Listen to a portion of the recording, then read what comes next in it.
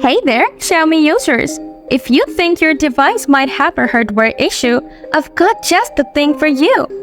Today, I'll walk you through using a super handy tool right on your Xiaomi device, the hardware test mode, also known as CIT. Let's dive right in. First up, grab your Xiaomi device and head over to Settings. Then, tap on About Phone. Next, tap on Detail Info and Specs. After that, scroll down a bit until you find the kernel version. Now, tap on the kernel version repeatedly until you enter the CIT or hardware test mode. In this mode, you can test everything from sensors to SIM card, display, vibration motor, touch functionality, and more.